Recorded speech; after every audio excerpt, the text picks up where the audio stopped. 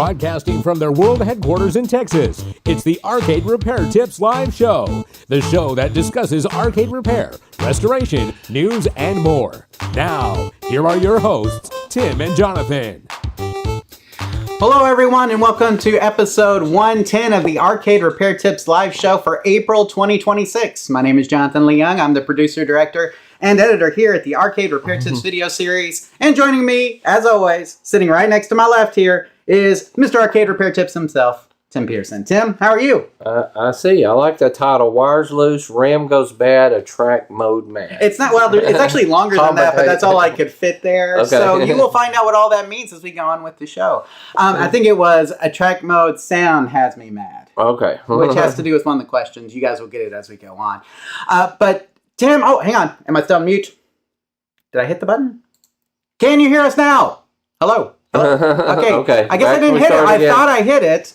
Okay. We got a new little dashboard a little bit, yeah, right? So we did an update to our software and it changed some things up. So sorry about that, guys. Welcome to episode 110 of the Arcade Repair Tips Live Show for April 2026. My name is Jonathan Lee Young. I'm the producer, director, and editor here at the Arcade Repair Tips video series. And joining me today, as always, is Mr. Arcade Repair Tips himself, Tim Pearson. Tim, now, how are you? I'm doing fine. I just was noticing the title today up on our screen. It says, Wires loose, RAM goes bad, attract mode mad. Yes, exactly. So all that has to do with some of the questions. So you will get to find out what that means as we go on with the episode. Hopefully you guys, did you see us and not hear us? It looked like that. I thought I hit the a but like I said, a little bit new setup. So sorry about that, guys. Chat room for letting us know. Yeah, exactly. So we do have the chat. We're testing you guys out. And that's right, just making sure that they're working over there. Yeah. Well, Tim, before we get too far into questions and things, how are you? Good. We're a week late. Okay. We had a impromptu trip come up. We had to leave and go to Austin, Texas last weekend and survive that quick trip and come back for your birthday party, which was fun. We had a really good time there, and it has just been nonstop ever since. Every day. I keep wondering when life's going to slow down. It just never seems to. Agreed. And Tim, it looks like we may have been getting an echo there too. So if we're getting an echo there, I'm sorry. Like I said, we're still trying to figure out all of this because it's brand new, Tim. You can see like they changed up our audio mixing stuff that we usually do. So hopefully everything's working. So if you can hear us, just let us know in the live chat if everything sounds good. Hopefully it does at this point. Hopefully we've solved all of our problems here, Tim. We'll find out shortly, I guess. I'm going to check some little things while we're doing this. But Tim, go ahead and tell us how things are going. What's going on with you? You said you've been busy. So, weren't you taking a trip last time we talked? Yeah, well, I went to Connecticut. Yeah. I've been to Arkansas, going back to Arkansas. Been to Dallas several times, going to Dallas this week. Fort Worth area. So, lots of traveling, lots of things going on, but all good. Staying busy. And Easter went by real quick. We just had a small little Easter gathering. Family at the house, nothing special, just all ate a meal and enjoyed the day. How was your Easter? Does your kid still hunt eggs and do stuff like that? Or are they getting a little big? I don't know. No, they still do. So we did do some Easter hunts with the kids. They did one Sunday morning, and then we did one at church. Usually we have like a big community-wide one, but we had a lot of weather on Saturday, and so that got canceled, unfortunately. And so it was just one of those things where, I hate to do it, but it is what it is. Now, Tim, we were supposed to do this before my birthday, but we're doing it after my birthday, and so I can tell all of you that for my birthday, I did rent out a movie theater, and we all watched the Super Mario Galaxy movie, which was fantastic. We had a lot of fun with that. So hopefully you guys have seen it. If not, we'll talk about it in the after show and what we thought of it. So Tim came in a little late, but I think he got the gist of it. Yep. You didn't miss much. I think I missed 10 minutes. Yeah, I was about to say you missed the kidnapping of a princess. Is when Yoshi first come on the scene, that's where I'm at. Yeah, so I mean, you didn't miss a whole lot, but we'll talk about it more in the after show. So if you guys want to hear our thoughts on the new Super Mario Galaxy movie, we'll talk about that then. But Tim, we have a great live chat already tonight. We got Jumpin' General here. We got the real Hammer Billy Lee is here. Let's see. We have Art. Let's see. Can I read this? A Tribe Called Cookies 4. Tribe Called Cookies 4 is here. Bobby Broadway is here. Tim. Joe Flores is here from Detroit, Michigan. Tim. That's supposed to mean something to you. And then we have National Joe Holt. Championship Michigan Wolverines. That is correct. National champions. And then we have Joe Holt here as well. He says you sound like Johnny Cash. I've been everywhere, man. So there we go. I have been. So it has been a busy month for all of us, I think, Tim. March was madness indeed, I guess you could say. It was. So, and Michigan did win. I saw that as well. My what would you consider this? Like my step-nephew, I guess, technically, goes to Michigan. He was at the game. He was on TV. Oh, wow. And he was very happy that they won. He was super excited about that, too. I've never been to a really big college game like a 64 tournament team. I think that would be cool. Yeah. I'm going to have to do that one day. For sure. It'd be cool no matter who was playing. There were some good games. Yes, there were. Crazy endings. What about that UConn Duke, huh? Yes, it was a lot of games were just amazing. In fact, there were more close games, I think, than not, you know, except for everybody Michigan played, right? Yeah, exactly. And they were just running the table. But everybody else, there were some really good battles. For sure. Well, hopefully you guys enjoyed that, and hopefully you will enjoy the questions tonight. Now, we do want to remind everybody who's in our live chat that you can interact with us during the show by leaving your comments and questions there in the live chat. But, Tim, we have a lot of questions that were sent in over the last month, and since we had an extra week, we had even more come in. So, I will say this, though. The ones that came in the last week, I didn't do. We were totally planning to do this on the 2nd. Right. But something came up with you, right, Tim? Yes. My daughter got invited to on a big-time podcast to be live on it, and it was kind of a good opportunity for her. And basically, she needed a babysitter, and we're good babysitters. So we went and we hung out, and maybe we'll talk about that some more in the after show. Sounds good. Well, Tim, I think we're about caught up on everything. We've done the normal introductions. I reminded the live chat that they can interact with us. I think we're ready to go, huh? Let's go. Let's do it. So the first thing we're going to do is we're going to actually cover a follow-up. Now, Jump in General, Tim, is here in the live chat tonight, but he's also been keeping us up to date on his Contra and his progress with it. So it started off with a really janky JAMMA harness, Tim. And so he told us last time that he was going to repair it. And here are the results, Tim. I'm going to go ahead and put up on the screen for everybody. He says, here are a couple of pics of the new repinned edge connector in my Contra. This was my first time doing this. Everything works great now. Thanks, guys. So you can see the picture with the arrow here, Tim, is the damaged one. Is the damaged one that he had. And you can see that how there was a little bit of a gap there that could almost cause a short. And then you can see the newly redone JAMMA harness below. And it sounds like what he did was actually take all the wires out, repin them, and insert them into a new JAMMA harness. And it looks fantastic, Tim. I wish we could see the edge. So Jump in General, if you've got any pictures of the actual pins, I'd love to see that. Yeah. Because I'm sure that was a major improvement as well. But if everything's working good, I think you did everything right. What do you think, Tim? I think so. Looks fantastic just from the outside picture like that. Now, we talked about his options when we discussed this initially, Tim, that he could have just he could have just did what he did here, take a new connector, release the pins from the old connector, repin it, and put them into the new connector, which is what he did. Another option may have been to just run a whole new JAMMA harness as well. Tim, do you think he went the right route here? I think so. This is a good project, especially when you're really starting to get you're over your fear of working on games and things like that. We've done this one before, and I think it's really good to do at least sometime in your life. Now, I would like to ask John, especially if he's in the chat room, how long did it take? Because for me, sometimes it's a time issue that at some point I think I probably could wire a game faster than I could pin a game. Yeah. But I think it's okay to do. I think it's a good project to do. Yeah, and one of the things here, Tim, is that when you're just going from one connector to the other, if you're doing it one wire at a time, it's pretty simple, right? Yeah, you know exactly where everything you release goes. one pin from the old connector, you repin it and put it in the exact same spot on the new connector. As long as you do that, it's a pretty simple process. But I'm curious as well as you, Tim. So Jump in General, if you'll let us know how long that took you to make that connector switch over, we'd love to hear it. So. Well, Tim, with the updates out of the way, let's get to our first question. And this one is from John. Tim, here we go. So John writes, hello, I have one of those JAMMA tabletop arcade cabinets. I moved it and the power supply somehow got loose and I can't find a correct wiring diagram. I found some videos of yours that show where some of the wires should go, but I have a few loose ones. Just need your help. Any help is much appreciated. Thanks, John. So we're going to take a minute here and describe the photo, Tim. Now you'll see here, he's got a couple of fork connectors here that he's trying to find placements for. And then he has one like quick disconnect terminal that's real close to that AC junction box, like what you have with the fuse holder, kind of the all-in-one AC box that's very common in a lot of these like multi-game installs, right? In fact, I think I have one over there. I may have to go grab. So he's only got one of those, though. He's got 2 fork connectors. So Tim, what advice would you give to John as far as locating the locations of where these connectors go? Well, you got to know where the other end of the wire goes. Where does it go on the harness? And that's what matters.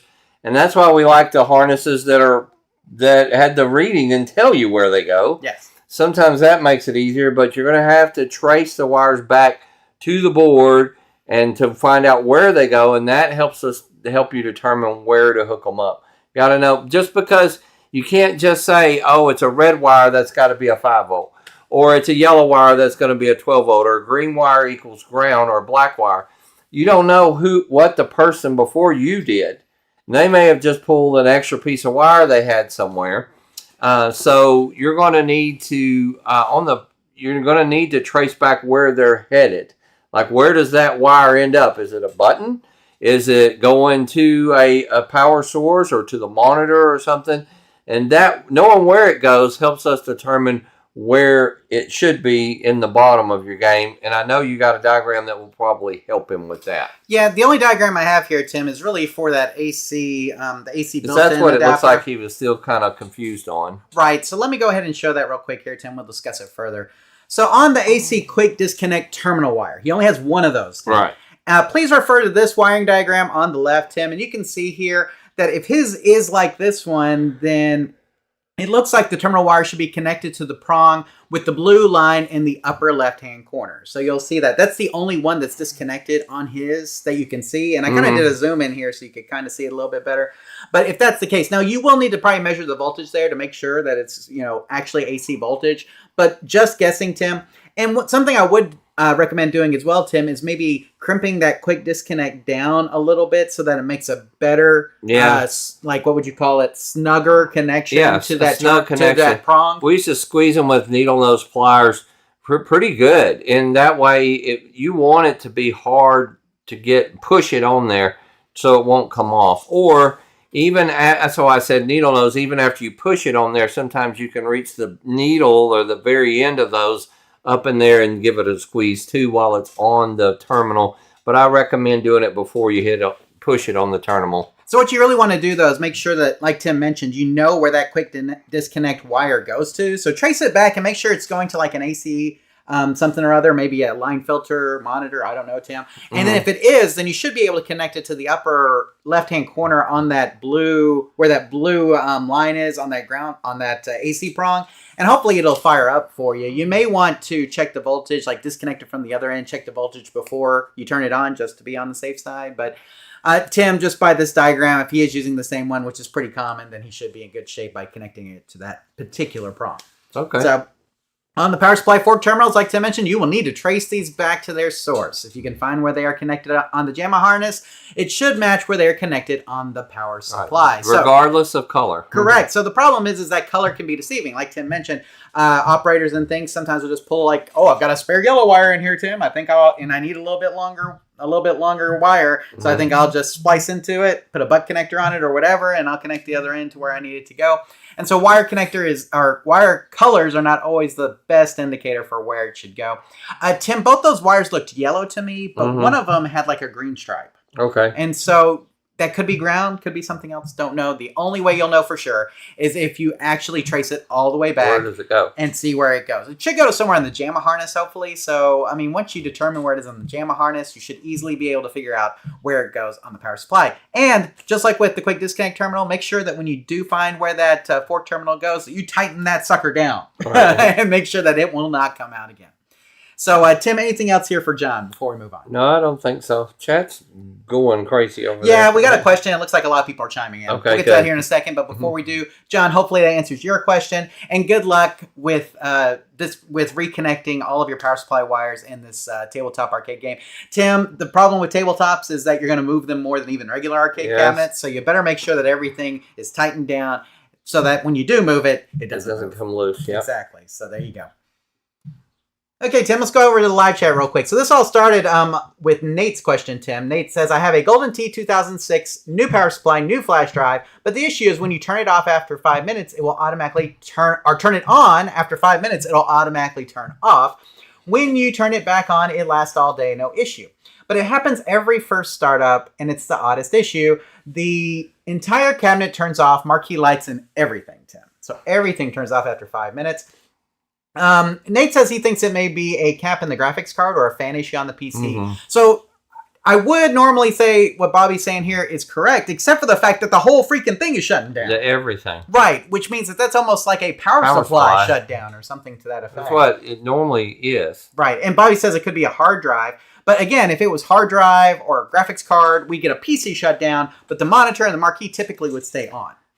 Unless it's wired somehow off the PC. Correct, Like exactly. everything's going through the PC and nothing is not coming off of there, which would be really rare. Correct.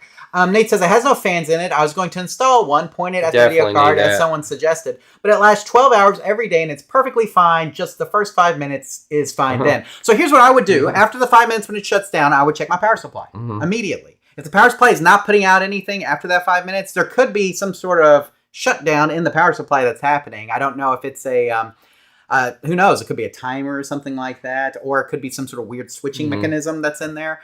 But I think I would start there, Tim. As soon as it turns off, is the power supply still trying to put out power to the PC and to the marquee light, to the coin door lights, that kind of stuff? Tim, any other thoughts here? No, I agree wholeheartedly. Yeah, he says it dies, then turn it back on, works the entire day, every day. That's a really weird problem, though, and I guess out of all the problems you could have, it's not the worst. No. But at the same time, that would irritate me, too. For sure. Why did this happens every single time? Yeah. Let's see. Joe says, I worked on some ACs where the guy before me was colorblind, had fans running backwards, trace everything, color doesn't matter. Exactly, exactly. Let's see. It almost makes you wonder if the power supply that you bought was enough of a power supply. Yeah. Enough wattage. But obviously it's running. It works later. Yeah, I was about to say, it's running after the fact. And so, again, after the 5 minutes, does the power supply get power? Take your multimeter to it and see. If your power supply is not getting power after the 5 minutes. Maybe it has a light even or something simple. You could just see that the light go off. Yeah, exactly. Well, if everything goes off, I guess so. Right. But that is I would check the AC problem. I check the AC voltage coming in too, just to see if there's some sort of stop or something like that. It could be tripping. It could be tripping something. It kind of sounds like a trip, and then something resets itself. I was almost thinking I'd move it to a different plug and see if that happens. That's so bizarre. Yeah, and Joe was saying it's a heat problem. It could be a heat problem with the power supply, but it sounds more like a power supply issue, which is weird. Right. Because typically, like with Golden Tees, we would think probably more along like a board issue of some sort. It's just got me stumped that after it happens one time, it works the rest of the day. Yes, exactly. That is bizarre. Yeah, so... but it does sound almost like we're going into some sort of shutdown in the power supply. So it may, I don't know, there may be something in there. I've seen this happen with PC power supplies, like and ATX style power supplies as a whole, where if somebody has jumpered the power supply to come on and it holds, it's kind of like holding the power button down for like 10 seconds. Yeah, it'll shut it down.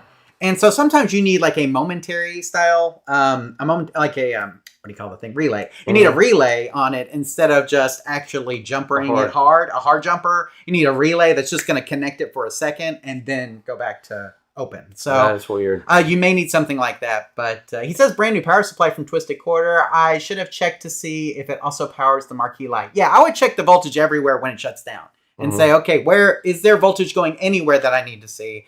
And if it's not getting any voltage, then you know it's the power supply. If the voltage is good, still coming out of the power supply, then it may be somewhere else. Well, that's why we would say, too, remember these power supplies, Twisted Quarter didn't make them. Right. They bought them. Yes. And they probably come from somewhere that we won't mention that's just not, they're not put a lot of time and effort into them. They just You can say them. China, it's okay. Yeah, well, it could be Asian. Yeah, exactly. Korea or somewhere. Right, exactly. Yeah. It could be anywhere where they're cheap labor. Yeah. And so...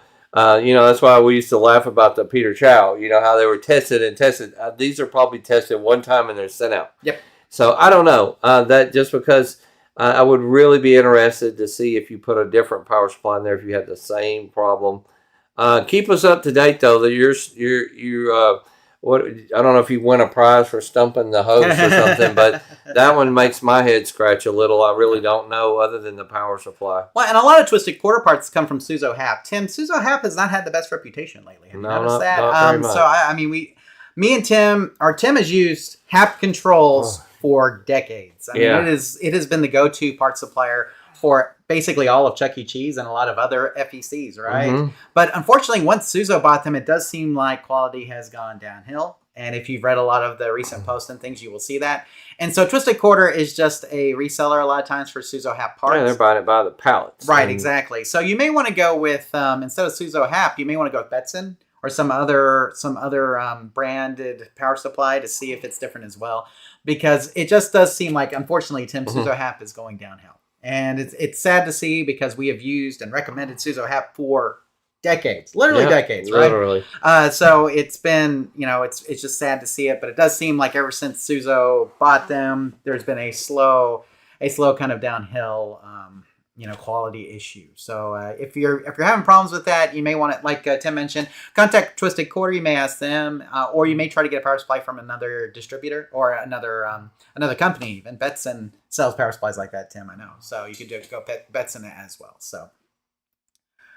Okay, Tim, we have a question from Patrick, and he says, I have a Dance Dance Revolution CAD that the CRT shut down mid-game. All I hear is clicks. I live in Wichita area. So, Tim, we got clicks on a CRT. What's that usually? Usually the caps, the filter caps. Or high voltage shutdown, right? Yeah, so we're getting high voltage shutdown. That's why you're not doing getting anything. Just do it occasionally or all the time. It just works and then shuts down. It probably is your high voltage system. So it can, like Tim mentioned, it can be filter caps in the power supply section, but it can also be your hot. It can also be your flyback. Yeah. It depends on where the ticking is coming from or the clicking is coming from. So do a little research, see if you can find where your clicking is coming from. Let us know what kind of monitor it is. If you know the make and model of the monitor, we can help you troubleshoot it a lot. Now, you can also check our video on troubleshooting games that are playing blind, but that's really just for older style monitors, and a lot of DDRs have newer style monitors in them, Tim, which are more digital based. And so having a make or model really of your DDR CRT cabinet is the best way to allow us to troubleshoot it. So if you don't know what it is, just take some pictures of that bad boy, Tim, of the chassis. That's all we need to see. And if you don't feel comfortable doing any of these kind of repairs yourself, we got a lot of people who will do monitor repair for you, right? We got Paul Duray, we got Chad at Arcade Cup, Tim. We have a whole list of people on our arcaderepairtips.com/resources page that you can contact for monitor repair. And so if you'd rather do that, you can do that as well. But clicking a lot of times can be the hot has gone bad. It can be a flyback gone bad. It can be a filter cap gone bad. Just depends on where the clicking is coming from. So just do a little research. See if you can figure out, where's that clicking coming from? Is it coming from my chassis? Is it coming from the big, little, what would you call it? The big, kind of cylinder thing on my chassis? That'd be the flyback. Is it coming from the anode cup? Is it getting, a little bit of voltage up there? It's clicking right there where it connects to the tube. Any of those places. But if you tell us that, we can help you. But make and model is probably the most important thing. You can email us at questions@arcaderepairtips.com, and we can, with your information, and we can get back to you with some good troubleshooting tips for you to try. Hopefully so. Yeah, absolutely. So it's a Waya monitor, Tim. Waya. A model would be good too. So if you have the model, let us know the model as well. There's a lot of different Waya monitors, right? So, Bobby says either send flyback off to be repaired or buy a new flat screen monitor. For Unico makes the 4x3 is what Bobby says. Now, we're going to talk about the Unico here in a bit, Tim. Right. The Unico has been hit or miss. In fact, we're going to talk about the Unico now. Yeah. Look at that. Transition. I love it. So, Tim, let's go to this next question from Steven that actually does discuss a Unico monitor. And here we go. Hey, guys. We are trying to get a Russian attack cabinet back up and running. The game runs well, it seems. We've now got it hooked to a Unico 19-inch panel. The CRT is busted, and we're trying to fix that. On the Unico, we are unable to adjust it horizontally, so we are getting sprites off-screen on the left and right. Do you guys have any advice on where to look to repair that? Any ideas? Thanks, Steven. So, Tim, and he sent some pictures here so you can see how it's just slightly off center. Tim, this is a positioning issue, right? Or a centering issue and a horizontal width. It kind of is horizontal width. Filling the screen. Right, exactly. It's horizontal width and then maybe a little bit of positional as well that we're having some issues with here, Tim. So this is a Unico monitor, though, Tim, not a traditional CRT. So what do you think Steven needs to do in order to get this horizontal position size issue? Well, he's got a picture. That's a plus. Yes. But we got to get the you have to go in the on-screen display, and you're going to have to do some adjustments to get the positioning right. Yes. Now, here's the thing, though, Tim. Some people have not had the best of luck with the on-screen display adjustments. I will say this on these Unicos. So we did link to a video, though, Tim, that does show you how it's supposed to work. Okay. But that does not necessarily mean that your Unico works that way. Does that make sense? Yeah. Okay, so let me go ahead and throw this up here, and we can talk about it, Tim. So from your pictures, it looks like your image is syncing well. That's important, Tim, like we talked about. It's just a matter of getting the horizontal size and positioning dialed in.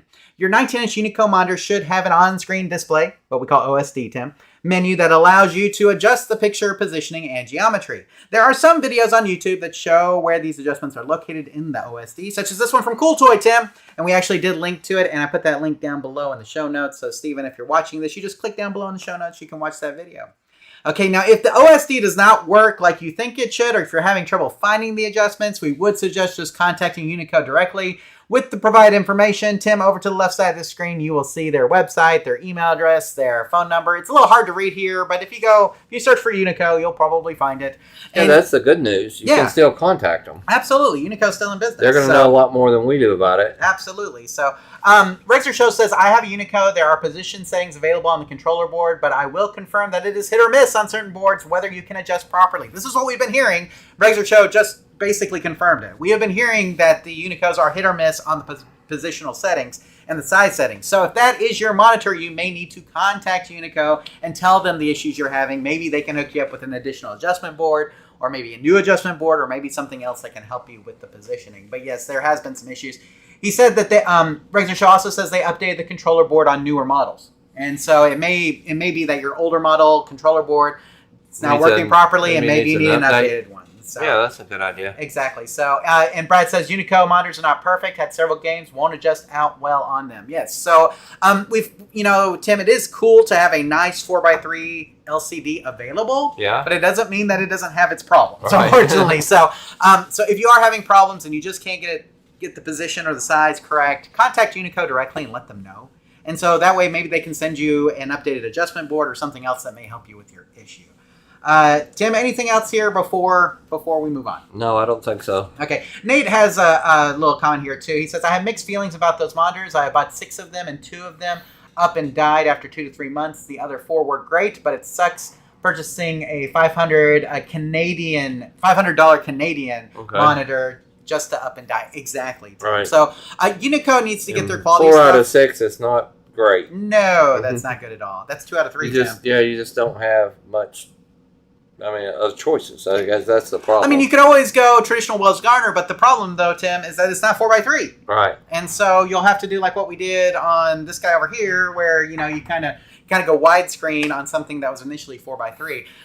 I love the fact that they are 4x3. That is the coolest thing about the Unico monitors. But we've heard from several people, including all these nice people in the live chat who chimed in tonight, Tim, that they are very hit or miss. And so I'm hesitant to even recommend them because of that.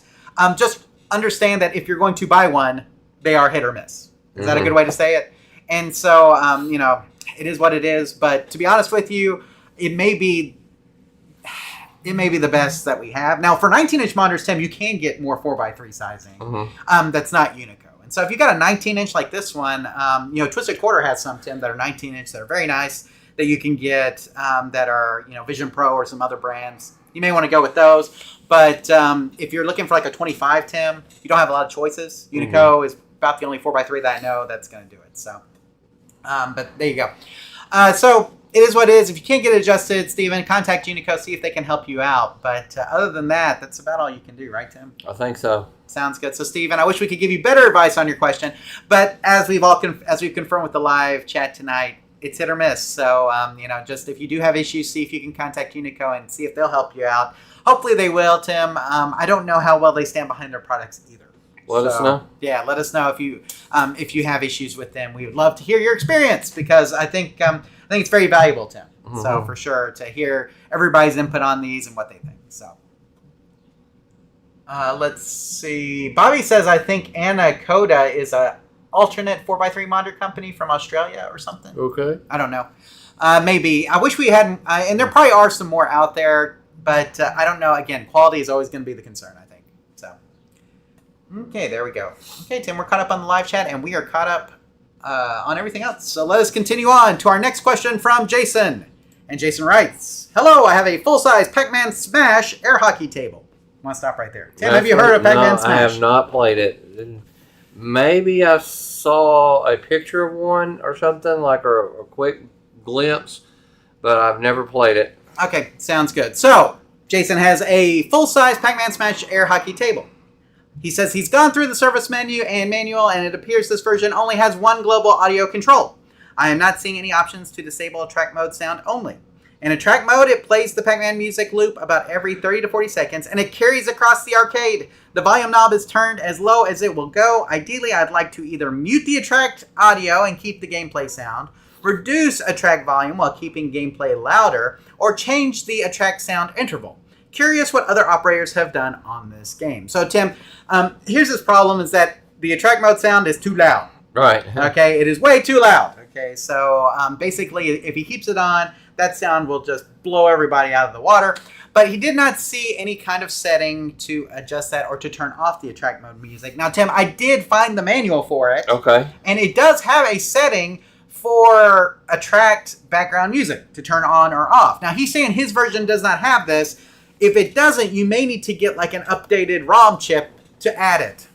Does that make sense? Maybe so. You may have to get like an updated service menu like chip in order to get it, because sometimes what will happen is like when they ship the game, they ship it with like, version 1.0 of the settings or whatever, and then like the background music will be like version 1.1 or whatever it is. Like they'll add that thing in because they realize people need it. And so that is something to keep in mind. You may need an update, like some sort of chip update, in order to adjust this. But Tim, I will read here what the manual says to turn off the background music.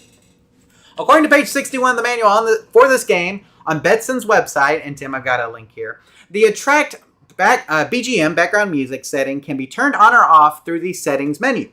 Try adjusting the setting to off to see if it gives you the results you're looking for. Now, Tim, like we talked about here, it could be that your settings, you got an early version of the cabinet, and it does not have the sound on, which is possible. And so you may want to contact Namco or distributor for Namco and see if they can get you an updated settings chip that you can put on your game, okay? That's another option. Now, Tim, another option would be to install a volume potentiometer. Why don't you tell us about that?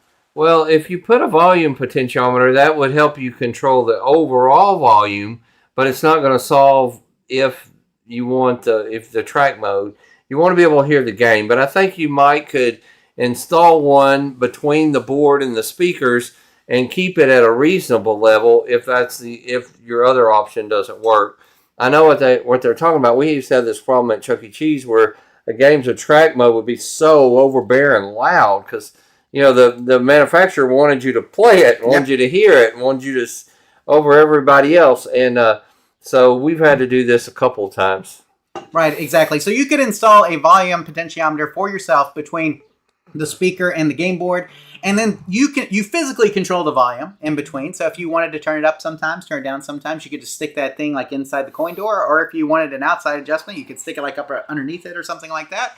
And then you could control the volume to your heart's content, of course. But he was saying it's as low as it'll go now, Tim. So right. I was thinking if you want to go lower, okay, this is like the limbo option. Right? We're going to go low. You can turn it all the way down if you wanted to. But our good partners at RetroArcade.us, Holland Computers, they sell those volume rheostats, Tim, that are very easy to install. And they have the instructions on how to wire it up. Comes with it. Yep. So you can just buy that, and it has the instructions. That really helps.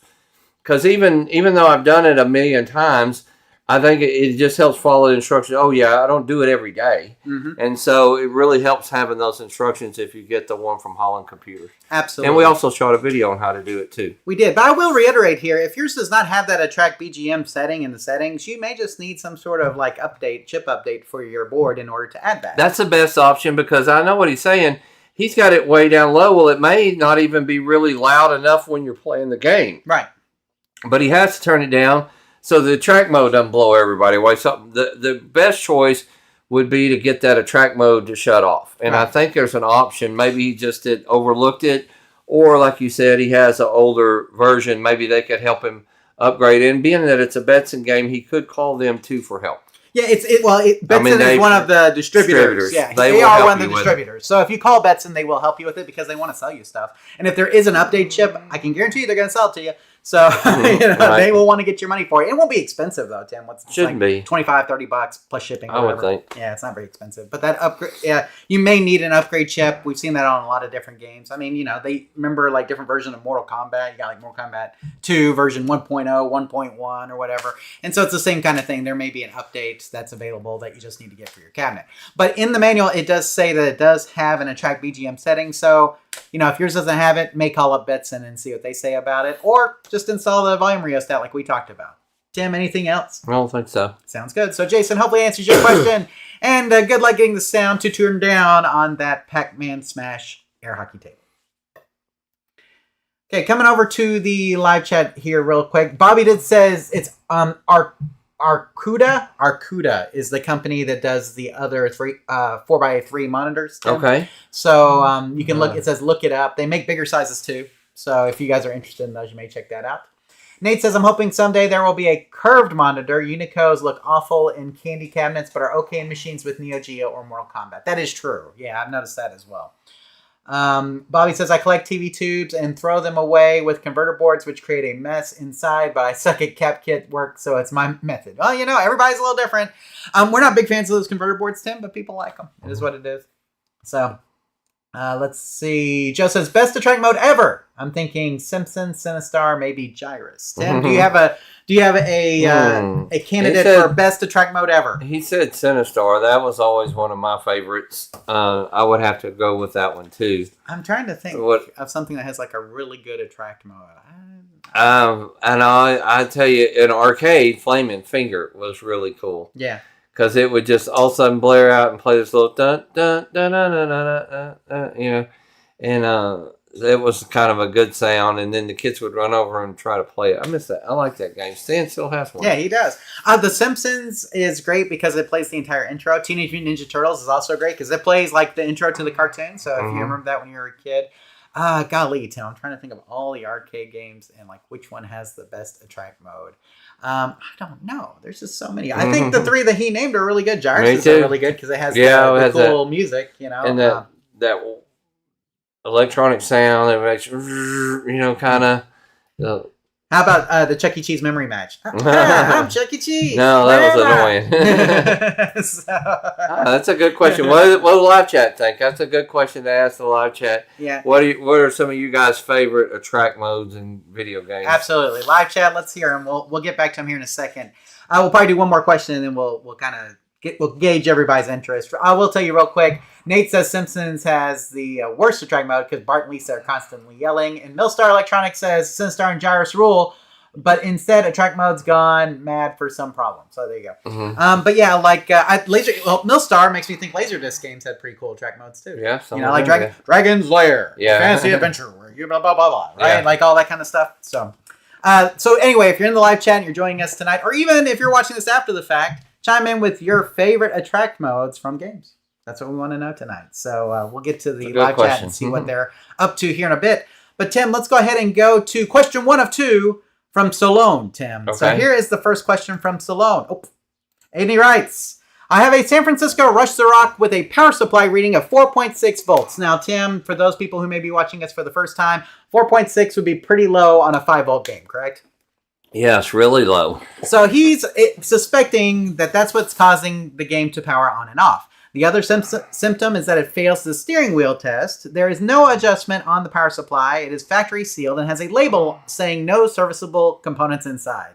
Don't believe that. But anyway, the problem is it doesn't look like other power supplies I've seen in games. It has the numbers, and Timmy's got some numbers here to identify it, but no name. It has both single wire connectors and 4-pin plugs. They are light bluish single plugs above and on the back of the power supply. So Tim, he's describing it to us, but he's also saying that he has not seen one like this before. Okay, and so I looked up these, and I looked up the numbers that he sent, and I couldn't find anything specific about like a power supply that would work. But Tim, it is a San Francisco Rush the Rock, which is a very common game and uses pretty much the same power supply setup as most driving games, right, Tim? Right. And, you know, we said earlier, we talked about Suzo Hap, they actually list a lot of the games that certain power supplies work with, and they have one specifically listed for this game. Right. So with that said, Tim, do you think that somebody may have this been some operator rigging in this game? It could have been. So, like, I've got this power supply that I don't know what it goes to, but it puts out 5 and 12, and that's all I need. my guess. My guess. So there we go. Okay, well, let me go ahead and let's talk about that then, Tim. I'll go ahead and put it up on the screen for Solon. The Suzo Hap website, like we said, you may not want to buy your parts there, but they do show that the standard 200-watt Power Pro power supply, which the part number is here, Tim, should work with your San Francisco Rush the Rock. With that said, it's possible that whomever owned the cabinet before you rewired it to work with a different style power supply, as we like to call it, Jimmy rigging, Tim, or operator rigging. I just, power supply was dead. I had a power supply. Let's rig up this cabinet to work with it, right? Yep. And so it may have been something like that. If this is the case, you should still be able to use the 200-watt Power Pro power supply in your cabinet, provided that you rewire it back to the way it was when it came from the factory.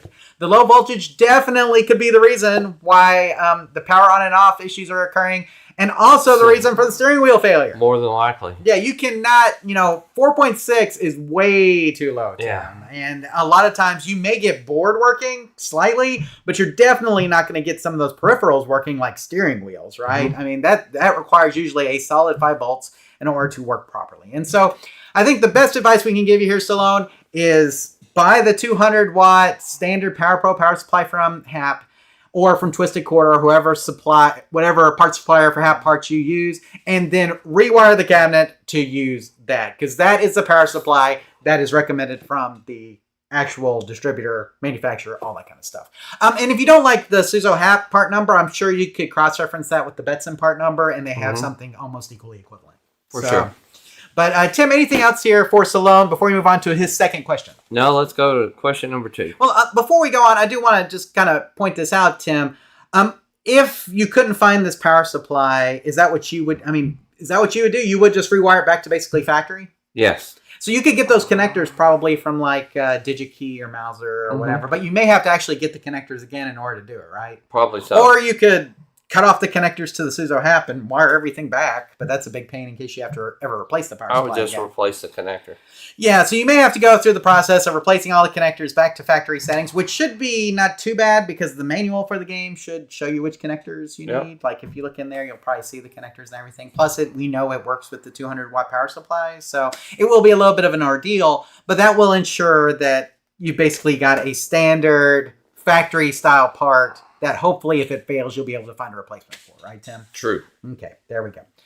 Now let's go on to Solon's second question, Tim. And he writes, I have a police 911-2 with a bad RAM error message. I was searching around and Google AI gave an answer saying it might be due to the failure of the timekeeper chip. Tim, it's got the model number there, but we're just going to say timekeeper chip.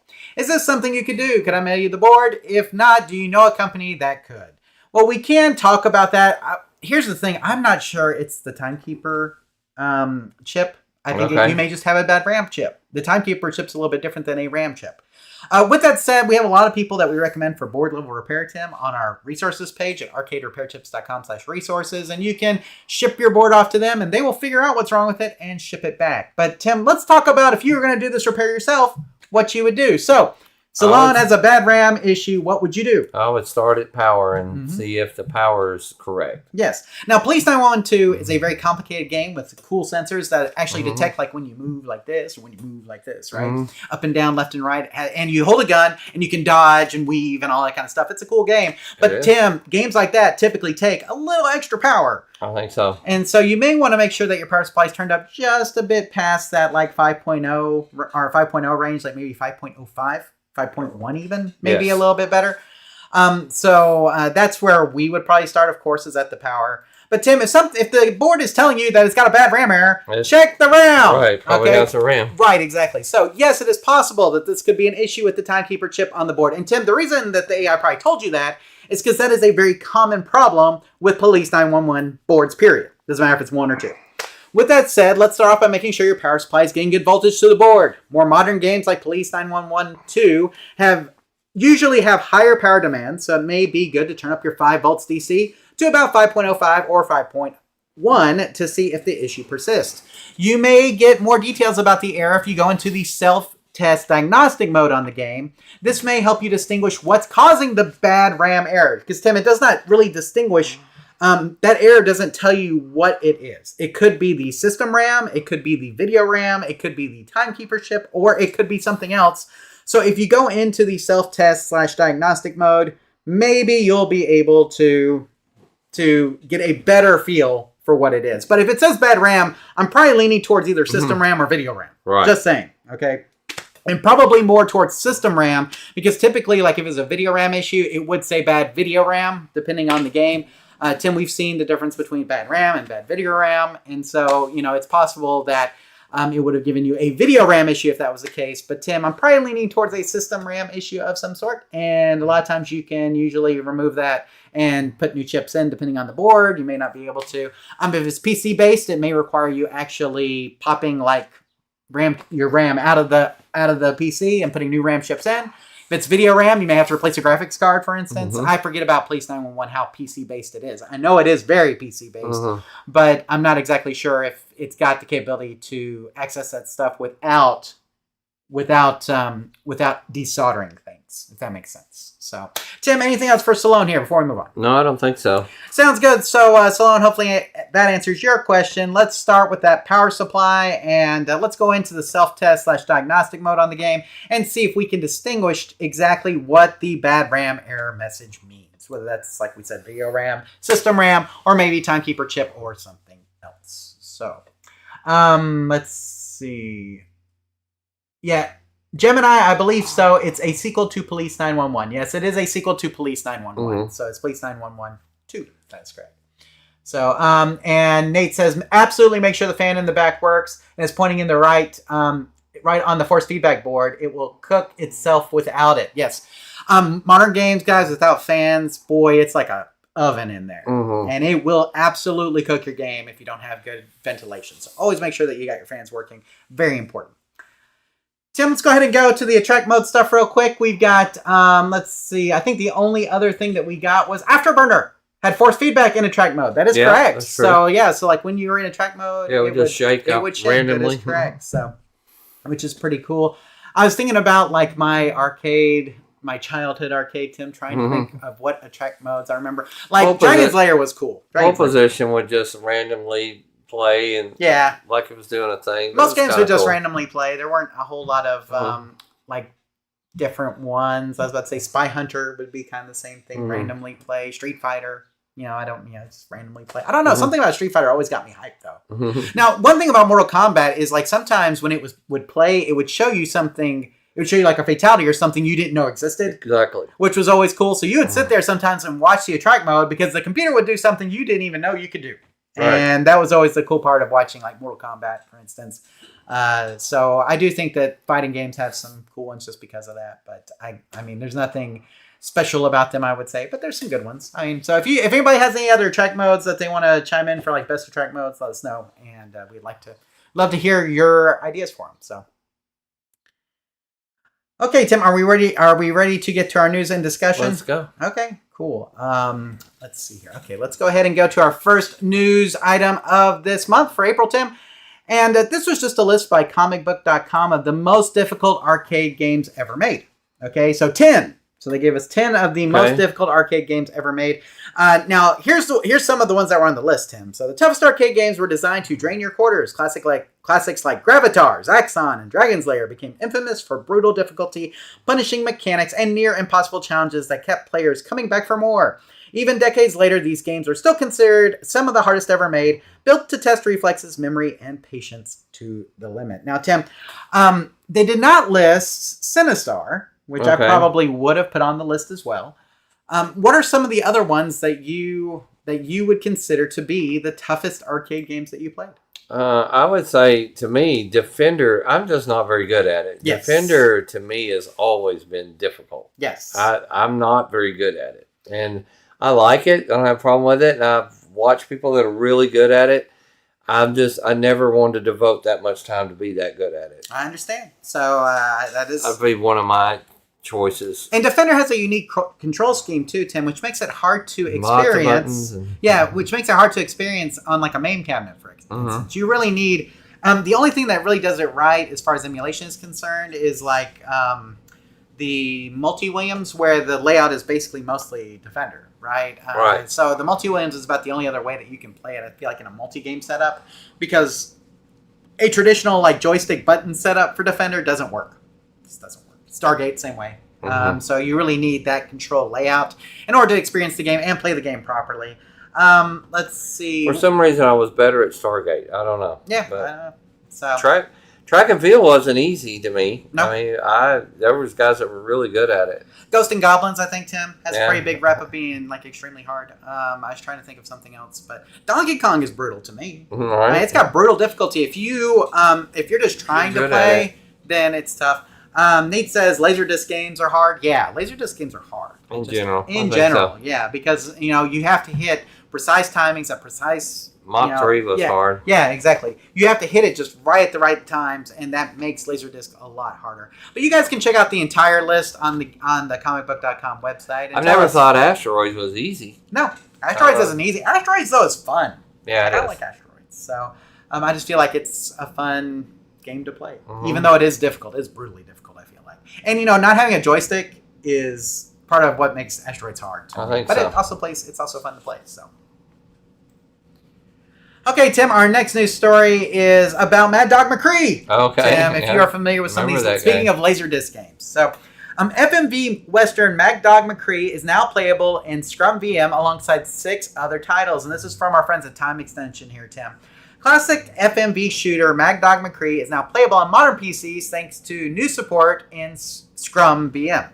Alongside 6 other titles from American Laser Games, the update lets players run these once hardware-dependent live-action arcade games using simple modern controls, helping preserve a unique era of cheesy 90s full-motion video gaming for today.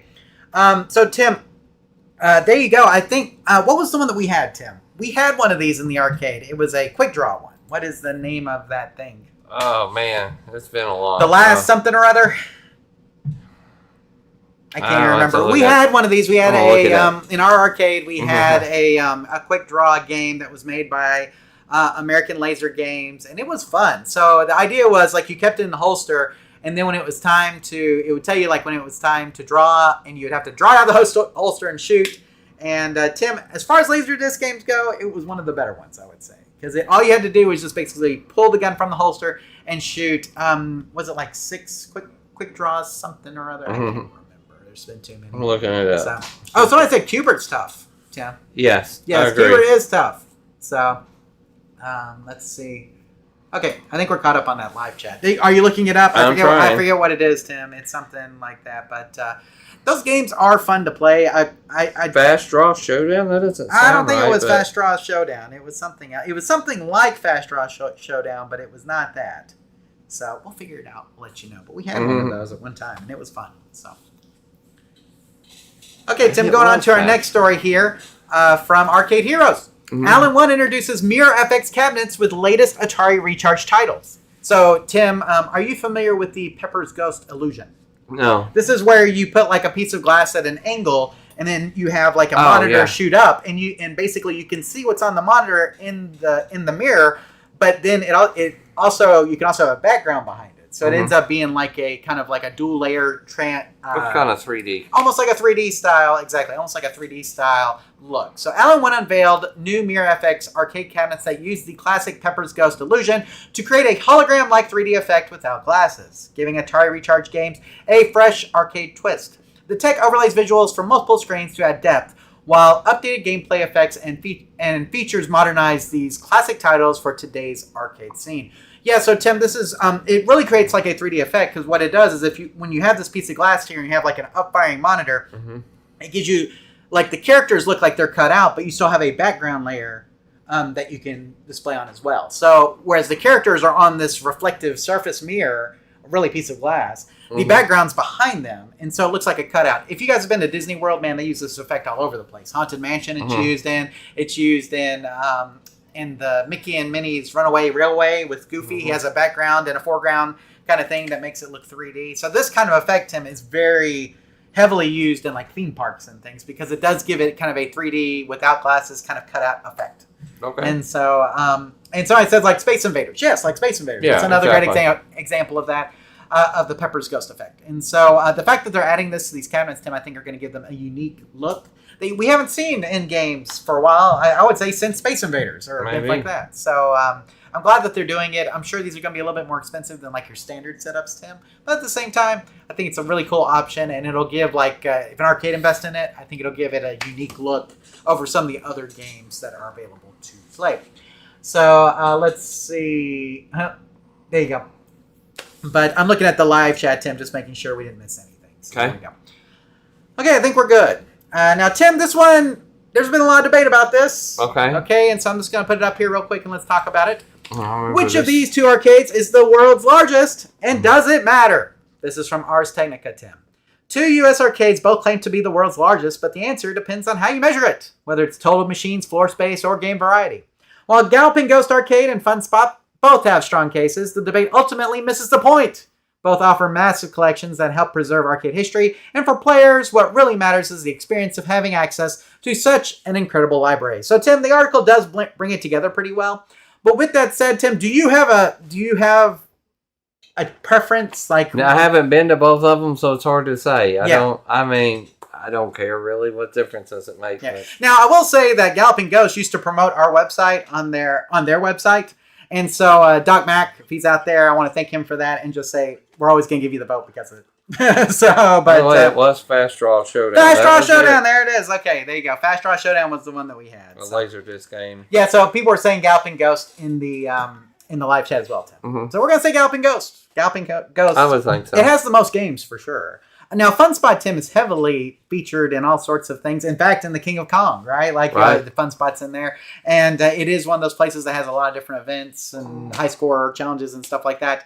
And so, really, if you're near either one, you should visit. That's what I would say. If you are in Chicago and you want to go visit an arcade, you can't do any better than Galloping Ghost. I forget where Fun Spot is. New Hampshire?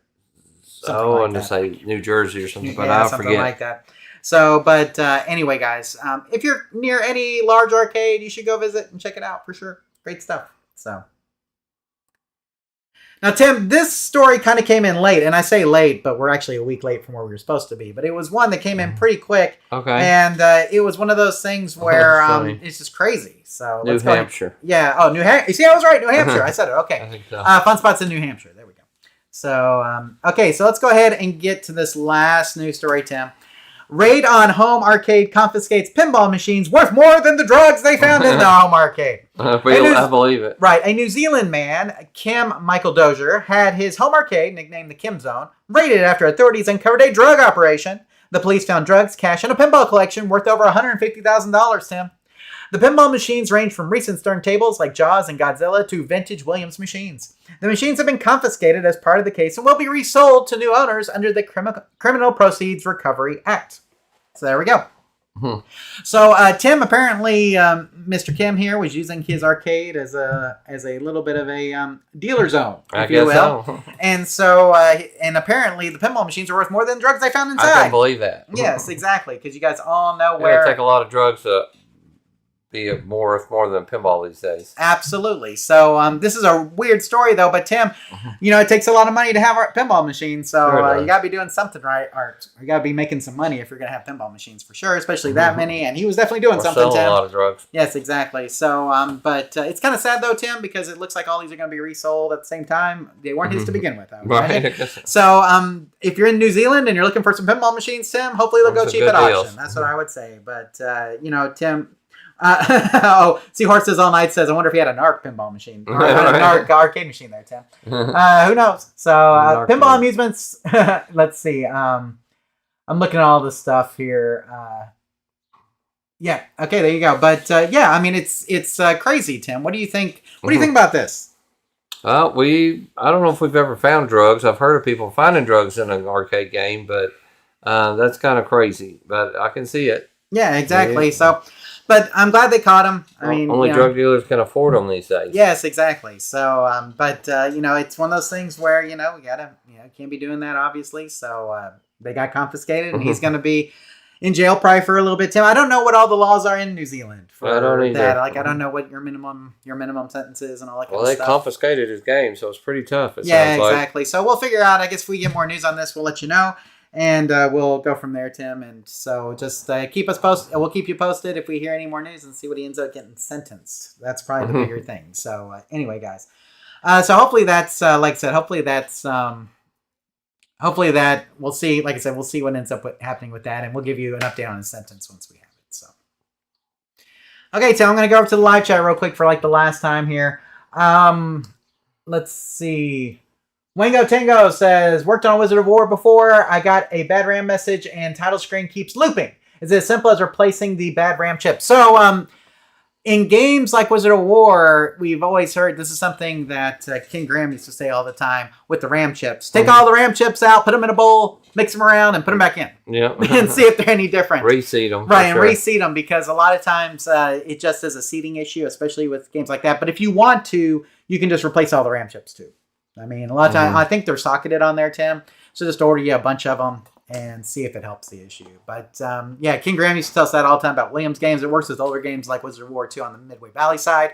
But, you may just basically put them in a bowl, mix them all up, and then seat them all back and see how it works. Or get you just a whole new set and replace them all and see if it works for you too. So, let's see. Checking everything. Any other things? Narc is still a good game. It's like Mortal Kombat's origins and Pit Fighter. Yeah, Narc is kind of like the beginnings of Mortal Kombat, Tim, with the digitized like human graphics and everything. So, let's see.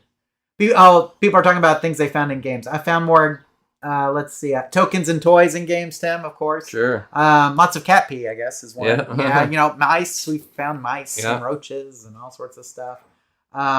Let's see. Current Phonograph says, I was great at Defender, but awful at Zaxxon. I was never great at Defender either. I wasn't great at Zaxxon either. Yes. So, and somebody just said Galloping Ghost is in Brookville, Illinois. So it's not quite Chicago. Okay. We should say that. It's close, but I think it's a suburb.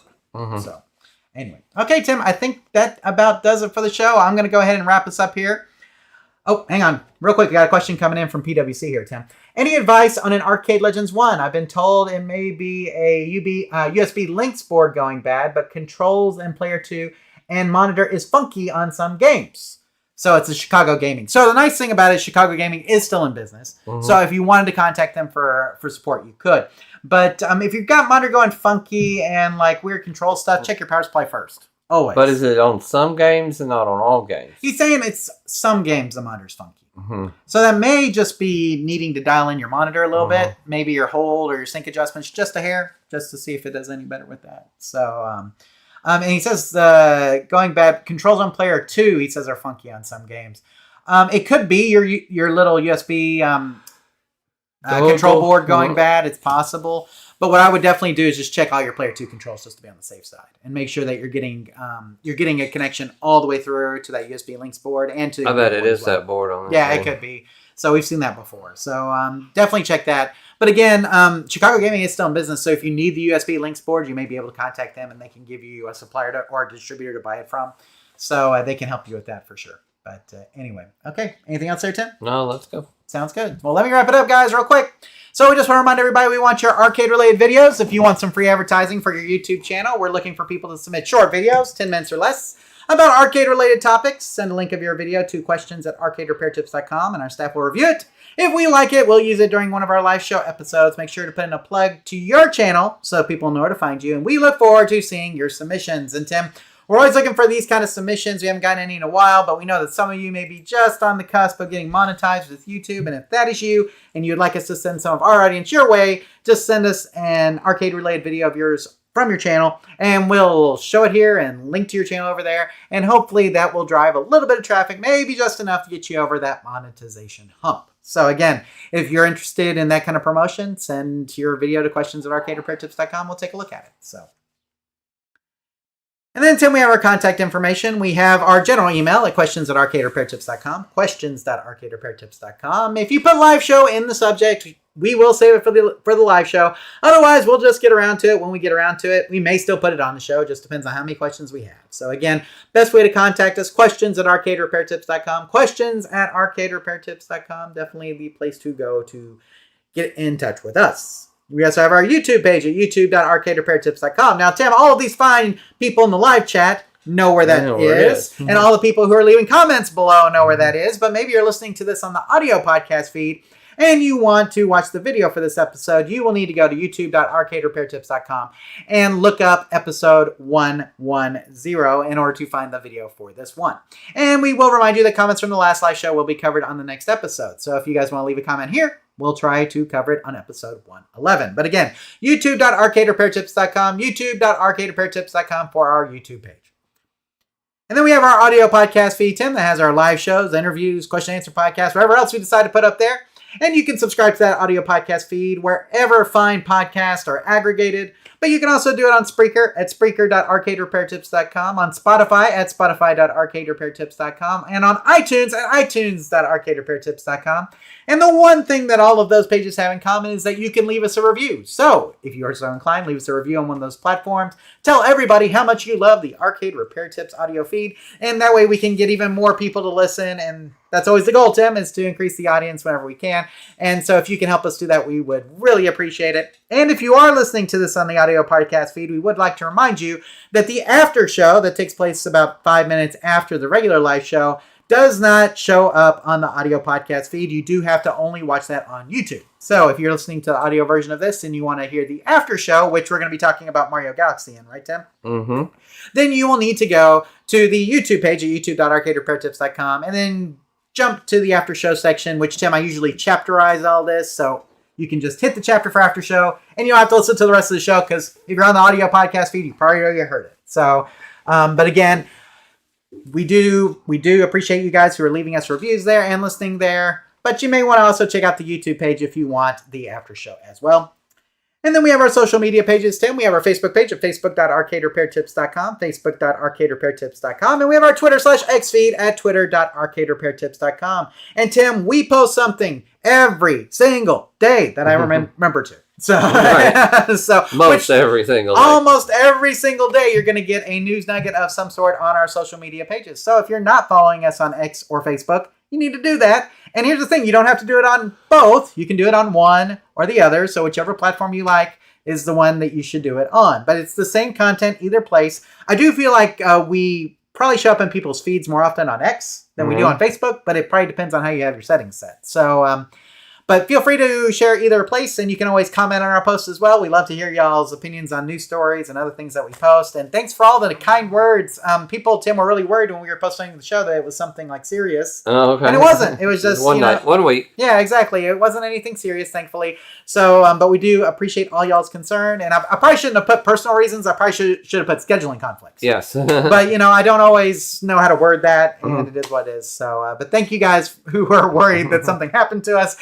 We are still very much alive, unfortunately, I guess, or fortunately. So, but it was just a little scheduling conflict on Tim's part. If you're not sure what that was, you can go back to the beginning of this show and hear all about it. Well, Tim, is there anything else you want to say before we move on? Before we go to the after show? I would like to say that we did have a birthday last month. In fact, we would have done the live show on your birthday. Well, 2 days before my birthday. 2 days, okay. So, yeah, that's true. 2 days before your birthday. So anyway, want to wish Jonathan happy birthday. Do you want to do your presents now, or you want to wait and do them on a live show? Are the after show? Let's do them now. Okay. I totally forgot about the present. We were just rocking and rolling along. I didn't even think about it. So, you never know when the present's going to be. So here we go. We're going to do it now. There you go. Oh my goodness. Okay. I think you know what one of them is. That's right. So, okay. This one looks very familiar. So, I told Tim, so I've got an arcade game up at the church. That is mine that I put up there. And some of the kids have torn up the CPO on it. And so I told Tim I wanted a control panel overlay. And Tim, you got me the 3M. Yeah. Which is the good adhesive. This is just a plain black control panel overlay. Nothing fancy for the church, Tim. It's a generic cabinet that has a game elf in it. Okay. And so maybe we'll shoot a video. Maybe so. How long has it been since we shot a video? Oh my goodness. Been a while. An actual video. So thank you, Tim, for the control panel overlay. We will put that to good use, I'm sure.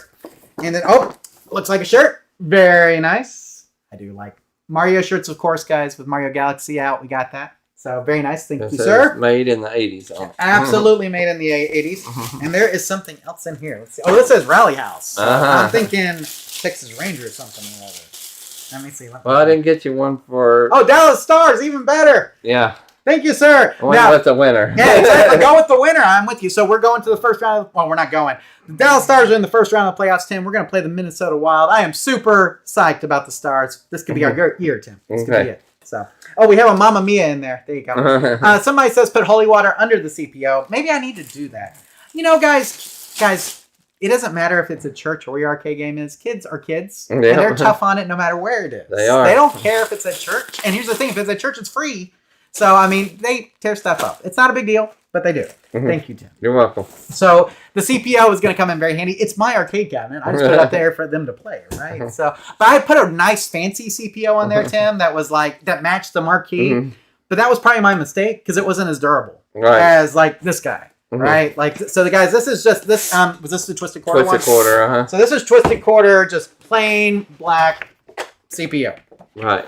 Boom. But it's Nothing really fancy. thick and it's this one durable. back here has that same CPO on it. The turbo here has the exact same CPO on it. And this stuff, you want the 3M backing and the good adhesive because this is the one. This is the stuff that's durable. And so this one, I have a feeling they have a much tougher time. Plus, I like the grippy feel. Yeah, it's got like a grip. So, but I just need a generic CPO.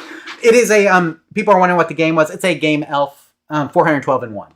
That has a lot of games disabled because not all of them are church appropriate. Right. So, but here's the thing too: it has an any coin mech in it, and even though the coin mech doesn't work, if you put coins in, it'll take them. Still play them. Yeah, and it will actually credit even though it's on free play. So I found it's kind of fun, But the problem too is it needs a power supply.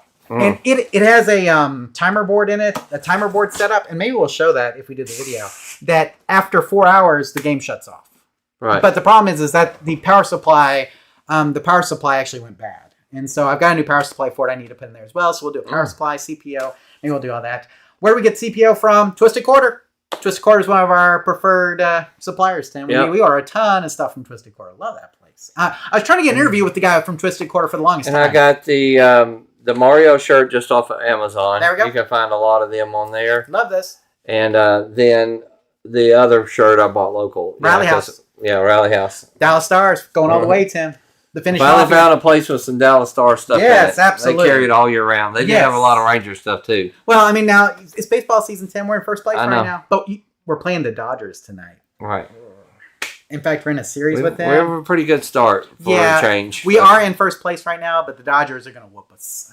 The Dodgers have the best record in baseball right now, so they are the defending champions. I will remind everybody, though, we were the last ones to win a World Series before the Dodgers. Right. So the Dodgers have won the last two. We won the one before that. So I'm not saying we're out of this. So the same.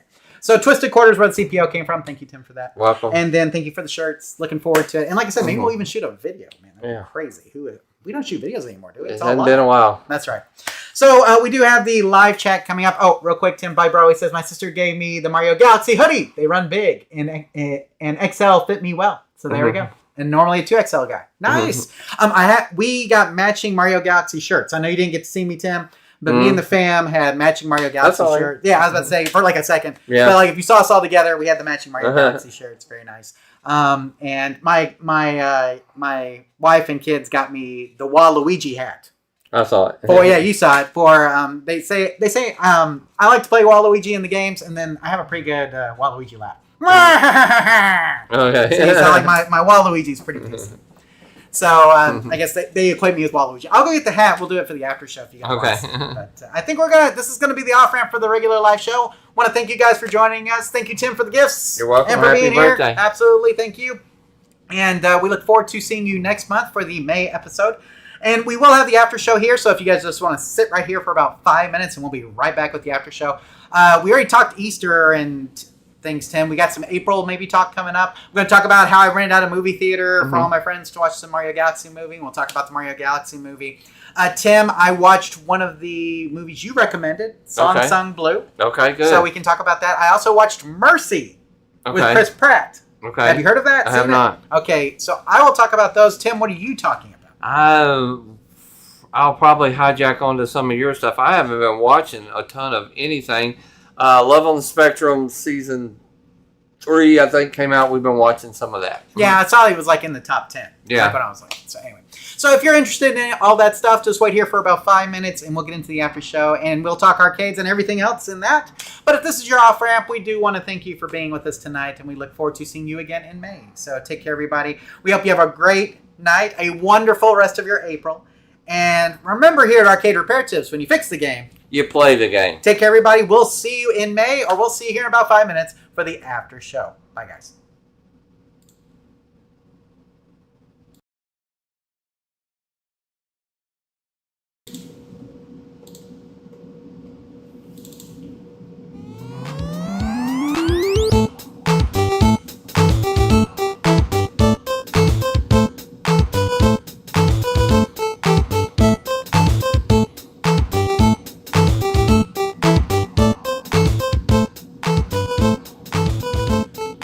Thank you for watching this episode of the Arcade Repair Tips live show.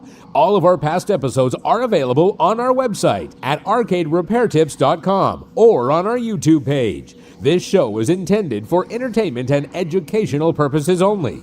Please consult a professional before attempting to repair any coin-operated machines yourself. The preceding program is a Varcade Entertainment production.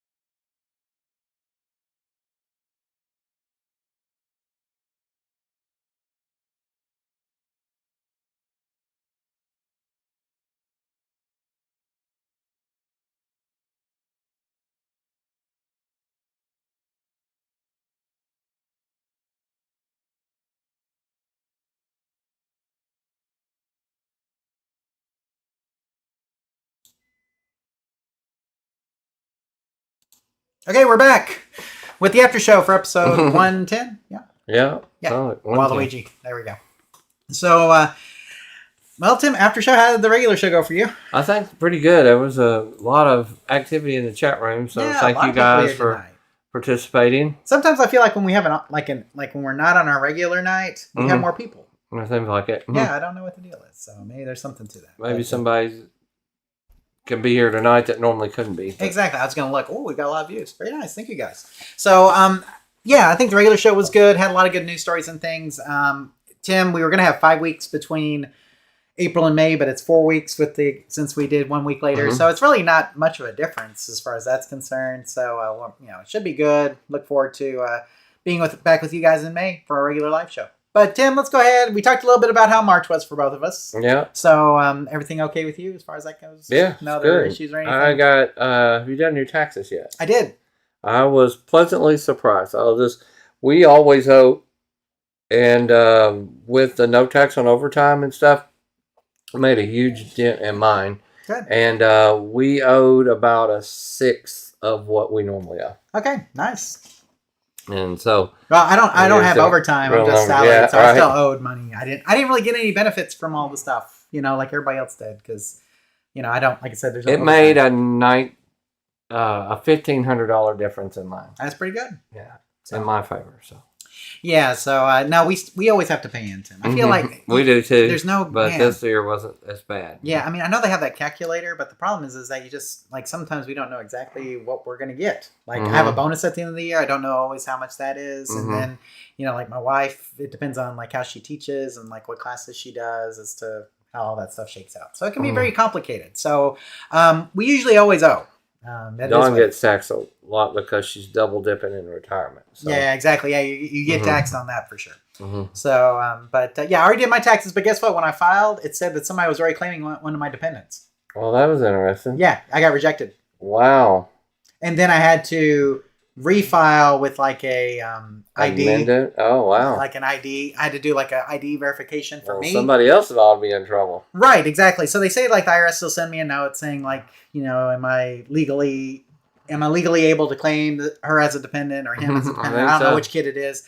And obviously I've done it for years and I have all of their paperwork. So, right. I mean, I've never had a problem with it, but apparently somebody decided they wanted to file one of my kids as one of their dependents. So, but here's what happens too, is that people use your social security number to file taxes. Even though, they can pay mine for me if they want to. Yeah, well, that's the thing. They usually pick kids because they know kids don't have income. Right, so they'll file under that social security number. You know what I'm saying? Somebody could have filed actual taxes under my kid's social security number. Wow. So, but yeah, so that was a whole other ordeal, Tim, that I'm just now learning about. So just be careful. You may want to file sooner rather than later, Tim, is what I would say. But you still have 6 days? Yeah. 6 days to get all that taken care of. So get taken care of, guys. Don't be in trouble with the law. So, no, but I do always owe, I feel like. So, but anyway. Anything else you want to talk about, Tim? Got any good April plans? I'm going back to Arkansas in 2 weeks, and I'll be in Fort Worth next week. So some busy days again, but I really like that northwest corner of Arkansas. I'll be up in the Fayetteville, Springdale, Rogers area, and so I'm looking forward to being back up there. A little bit cooler there usually. Yeah. Sounds good. Let's see. And we talked about Easter. Yeah, Easter, we just kind of hung out around here. We're supposed to have an Easter egg hunt like I talked about in the regular live show, but that didn't happen. So let me talk about renting a theater.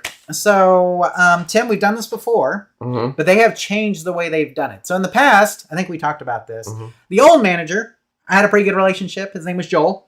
Liked Joel a lot. He was there a long time. Good guy. Tim worked with him when he was doing the food stuff, right?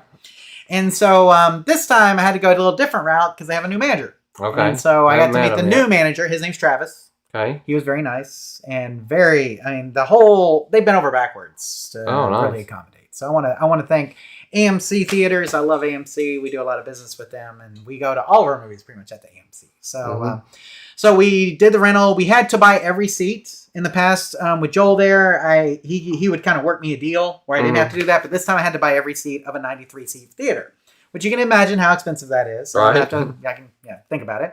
And so I told my wife, I'm like, I don't think we'll be able to fill 90. I was like, we're going to be pushing 60 probably, getting 60 people to come. I feel like you want to get your money's worth. Right, exactly. So I start putting out, I invited Tim was on the very first list of people I invited, along with some of my church friends and things like that. And then there's a second tier of people that I invited. And then I just put it out on Facebook. I was like, anybody who wants to come. Right. And so we ended up, I think the last total we had was a little bit less than 80. Wow. 78. Out of 93? Out of 93. And it was full. It looked full. So we didn't have anybody on the front row, but we had some people on row 2 and 3.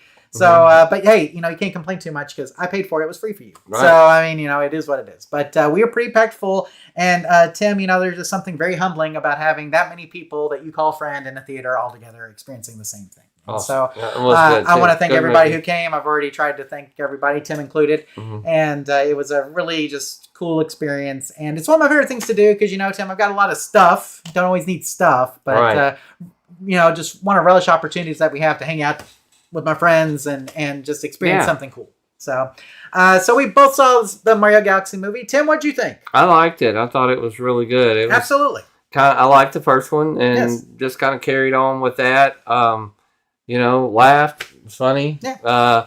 I really liked how they had the old school gaming in it, kind of, where they looked like it was on security monitors, but it was actually the gameplay. Yes, that was really great. And I told Dawn, I was like, oh, they're on the bridge. Yep. They're on the bridge. And she was like, what? Well, I don't get it. And I'm like, oh, he's gonna trap him out here. He's gonna get him. And she goes, how'd you know that? I was like, well, that's how you win. That's the game, that's right? how you beat the game. So it stayed true to its roots, I guess you could say. Definitely did. With some kind of different twists and stuff, and it was funny. Now, here's the thing. I know, look, the story is paper thin. I totally get that. Right. Okay, it's paper thin, but it's also Mario. You know what I'm saying? So, but look, they don't need much of a story. It was action-packed the entire time. I never felt like I was just sitting there, waiting for something to happen. It was moving right. the whole time. And that's what you want in a kid's movie, because I don't want my kid to lean over to me and say, Dad, is it over yet? Like they do in some of those movies that we go see. Right. This is boring kind of thing. It was not that at all. And it is definitely worth your time if you're a Mario fan at all. All right. It's got everything in it. I wish we could have gotten more of the ancillary characters in there. Like Rosalina probably deserved a little bit more screen time than what she got.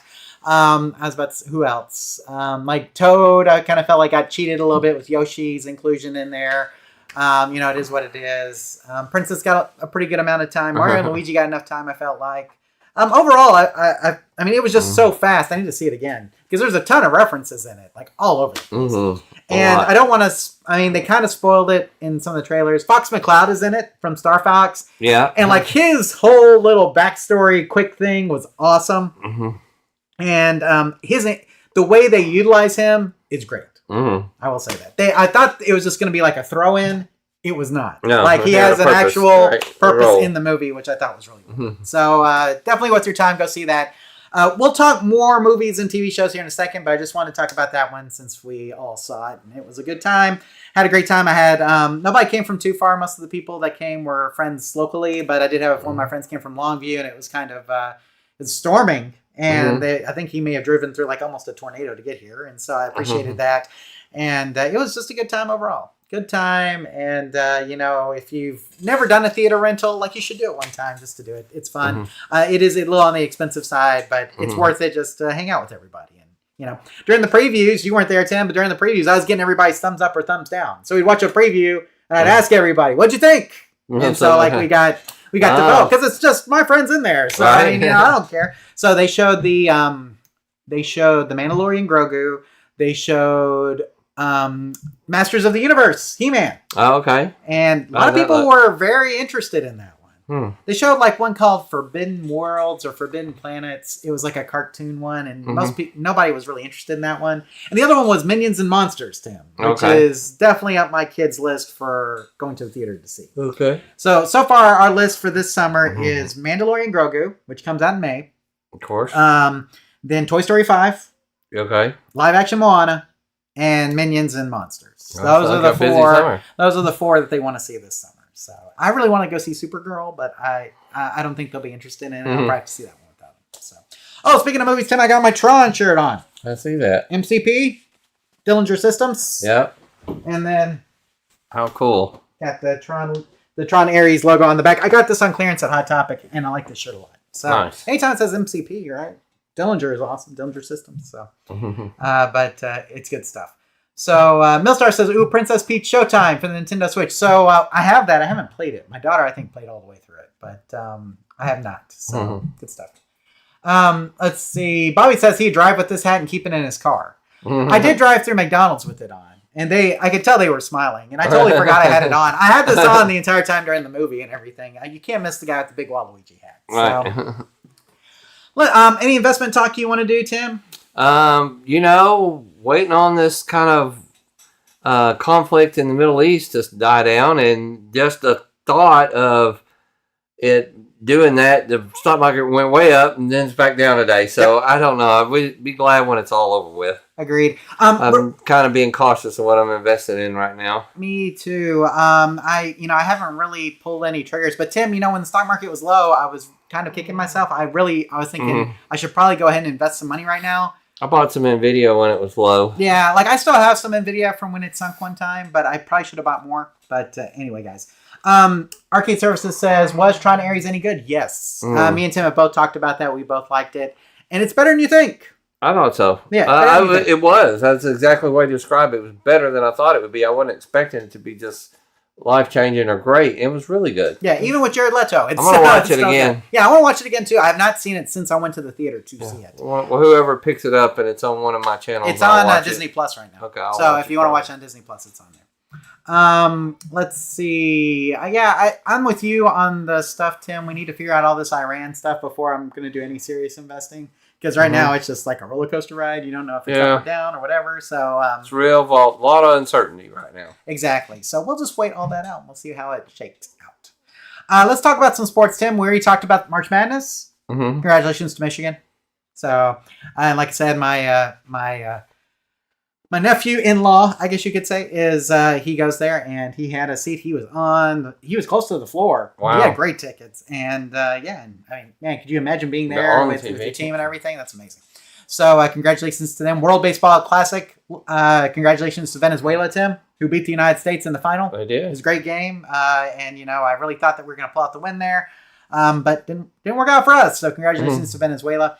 The baseball season has started. Texas Rangers are playing tonight against the Dodgers. We're probably going to get creamed. We got swept by the Reds, but we swept the Mariners. So it's been kind of a back and forth for us. Who's your team, and do you expect them to win this year, make the playoffs? That's what I want to know. Who's your MLB team, and do you expect them to make the postseason? There you go. My team is the Texas Rangers, and I expect them to make the postseason. At least any early season surprises? I don't think so. Not too many. Seems like somebody always comes out of the 8-1 or something. There's been a lot of slow starts, and I do think that the World Baseball Classic has something to do with that. Guys got so ramped up for it that I think there's a little bit of a letdown, and so we are seeing that in guys I think like Aaron Judge, where he's not hitting quite like he would probably be hitting, just because he got ramped up for that now. So I do think there may be some of that going on. Bobby says go Royals. So the Royals are his team. So let's see. That's a good team too. So if you're not a Yankees fan, I'm pretty much, or a Dodgers fan at this point, I'm pretty much for your team. So, I don't know. I can never be a Yankees fan, Tim. And I mean, the Dodgers at this point are just such a juggernaut that I almost feel like it's unfair to play them. But we may be able to hang in there. We'll see. Seahorses All Night says Royals will win the World Series this year. So there we go. We'll see. So, hey, like I said, though, they got that team to contend with the Dodgers for sure. NBA, Tim, Mavericks are doing terrible. Let's just say that. But, man, Cooper Flagg, 50 points in a game for an 18-year-old. Record. That's pretty good. Yeah. So, we're going to have a really good draft pick because we're losing, too. So a guy to play with it. Your 18-year-old can get 50 points and you can still lose the game, Tim. This is the way that you tank. Yeah, exactly. Where you have hope for the future, but you still want to get that high draft pick. Right. That's what it comes down to. NHL, Tim, I just mentioned the Stars have a great record, and they're going to the playoffs with the Minnesota Wild. So they'll be playing them in the first round of the playoffs. Looking forward to some playoff hockey. Tim, have we talked about this before? You said. NHL hockey playoffs are the best. Okay. Like, the game is so much faster, so much better. The ice like shrinks down to like this, Mm-hmm. and it's just an amazing. It's so fast. Like if you don't watch hockey the rest of the season, watch playoff hockey. It's awesome. UFL 10, the Dallas Renegades, of course, have their new coach. Mhm. Bob Stoops isn't with them anymore. That's going to be starting up soon. And then we also found out that Oklahoma City is going to get a UFL team. Oh, okay. So Nice. the UFL is still going strong, apparently. I don't know. Wow. Hanging in there. WWE, we got WrestleMania coming up near the end of the month here, Tim. A lot of people are disappointed in some of the matches and things. I mean, I'm not as excited about this one as I have been for some of the others, but I'm going to watch it. It is what it is. Of course. Coming over to the live chat, Tim. Joe Holt said, even with Jared Leto. Yes, even with Jared Leto. All right. Tron is good. In fact, he does good. Like, It's not bad. you don't have to be a great actor for his part. Mhm. Can we say that? Yeah. You just have to be super dry and straightforward, and he nails it. Mhm. So, let's see. Bobby says, go Avalanche or Bruins. There you go. The Avalanche and the Bruins are good teams as well. So, let's see. Okay, I think we're caught up. Good? Okay. Yep. Okay, let us do our TV show talk, Tim. Well, we do have one we've been watching in common. Nobody wants this season 2. Okay, so we finished that. Have you finished it? I know we're about 5 in. Okay, it's probably. good. So yeah, it's good. It's just as good as the first season. Good show. Yeah, Yeah. it's- Very, very, very continued on, just like where it left off. Absolutely. So, if, you know, it's a good one to watch with your significant other, Mm-hmm. you know, because it's, you know, it's a kind of like a rom-com, Yeah, I guess. it is a rom-com. Yeah, So, you know, so if you have a, you know, if you have a but significant episodes are not short. I don't like They are- rom-coms that are really short. They're kind of a middle. They're Yeah, not they're 45 minutes. They're like 30 or something, Yeah. right? So I kind of like that. Me too. I can watch one episode a night or something. So we finished that, and we also are now we're watching A Man on the Inside season 2 with I Ted haven't Danson. seen that. Okay, you should watch that whole thing. So that's a really good one. Like the first season, second season so far has been really good. Let's talk movies real quick. So I took my kids to the movie theater to see Hoppers, which is Okay. the latest Pixar movie. It's okay. As far as stuff that Disney has done, it's better than some of the more recent stuff. Not as good as like the favorite stuff. Mhm. But it's got like it's got kind of almost like an Avatar style vibe to it, but a little bit more cartoony and kid. You think it was kiddish. for Easter? Was it? No, it's not. It's not what you think. Okay. Basically, what it allows humans to do is they put on a helmet and they can become animals, Oh, okay. and they can when they're and so like they have like a beaver robot, Mhm. and so like you put the helmet on and it transfers your consciousness into a beaver robot. Mhm. Okay, and then that beaver robot can actually talk to other animals, and so like that's what they do is they put on Okay. the helmet and they go talk to other animals. Basically. Okay. And it's cute. It's a good. There's one part that's super memorable that I don't want to spoil. Okay, so but you watch know, it. I mean, it's not like my favorite Pixar movie ever. But if you just want something that's going to entertain you and it's fun for the kids, boom. You Okay. know, like thumbs in the middle, right? Like Okay, I'm not thumbs in the middle. like super sold on it. It's not terrible. It's okay. It is okay. So, what did you think of Song Sung Blue? Man, it was good. You were right. So Tim last month recommended Song Sung Blue. It is sad. Yeah, it pulls on you a little bit, It right? really does. But man, don't it cut is- any onions when you're doing it. Right, Yeah. but it is good. Wow, it was. The way fact better it was than a I true story. thought. Yes, It's just really and I had good. to go look up stuff afterwards because me I was like, too. "Oh my goodness!" So And what a cool story. It yes, was a good story. It really was, and I just really liked it, and you know the characters and everything, and I love Hugh Jackman. Yeah. That man is And he fantastic. nails that part. Nails so good. it, nails it. So just. But so what's good. so cool Kate is- Hudson nails it. Yeah, it wasn't like he wasn't trying to impersonate him.